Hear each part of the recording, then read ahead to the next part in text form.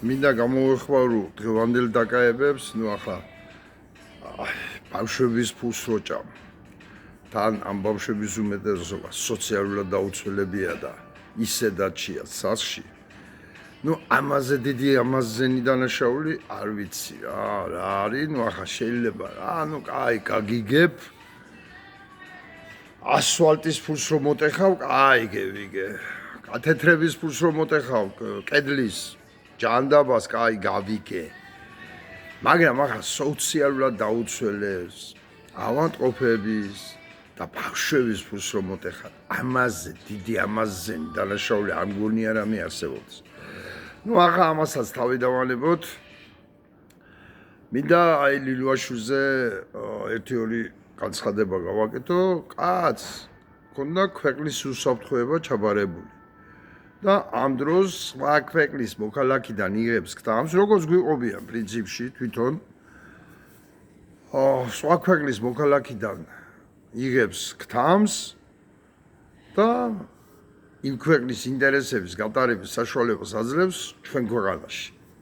რა უსაფრთხო ქვეყანაა უკვე და რა საფრთხის შემცველია მაგ ქვეყანა ამ ფაქტიდანაც ჩანს.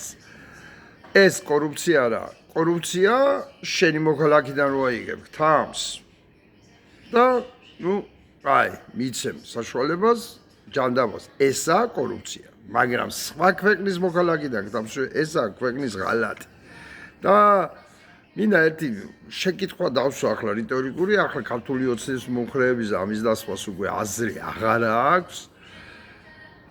მაგრამ აი ლილვაშვილის პერიოდში, რომელიც ყოფილა ქვეყნის მოღალატე და სხვა ქვეყნის ინტერესების გამტარებელი, ვინც კი დააკავენ პოლიტიკური ნიშნით, ვისი დაკავებაშიც მონაწილეობდა.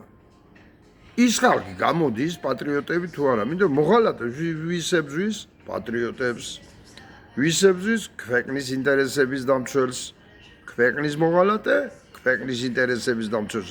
ეს არის ელემენტარული ლოგიკა.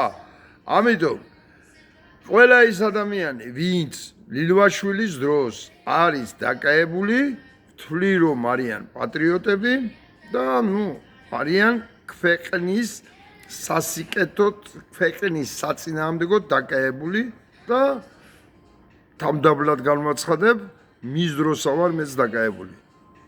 და არა სხვის დროს, აი მის დროს და ღარიბაშვილის დროსა ვარ დაკავებული, კომელაურის დროსა ვარ დაკავებული ზუსტად ქვეყნის მოღალატეების დროს.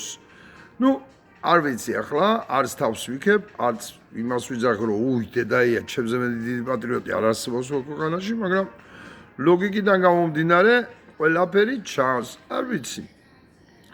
ამიტომ კიდევ ერთხელ უნდა გაკეთდეს ვიძახი, კიდევ ერთხელ უნდა გაკეთდეს იმ პატიმრების სია, რომლებიც ამ დედააფეთქებულების დროს, ამ სასამართლოს დროს არიან დაკავებულები, ყველა სია უნდა გაკეთდეს და უმეტესობა, რა თქმა უნდა, ვინც პოლიტიკასთან იყვნენ ახლოს, ვინც პოლიტიკაში მონაწილეობდნენ, გამოცხადდნენ პოლიტპატიმრად. დანარჩენი პატიმრები, ვისაც არ ქონია პოლიტიკასთან შეხება, მაგრამ ამ მოსამართლო ხელისუფლებამ, ამ მოძალადე ხელისუფლებამ, ამ დედააფეთქებულებმა მოსამართლებმა გაამართლნენ, გამოცხადდნენ შერჩევითი სამართლის მსხვერპლად. იმიტომ რომ ამაზე დიდი დანაშაული, რაც ახლა ლილვაშვილს აბრალებენ, ამაზე დიდი დანაშაული არ არსებობს და გოლდენმაიერს აქვს ნათქვამი. თუ გინდა ქვეყანა ააშენო. ახლა სხვა რამეც აქვს, მაგრამ ამ მონაკვეთს გავიხსენებ. კორუფცია გამოაცხადე ქვეყნის ღალატად და 9 თაობაზე გადავიდეს ეს საჟელი. მადლობთ ყურადღებისათვის.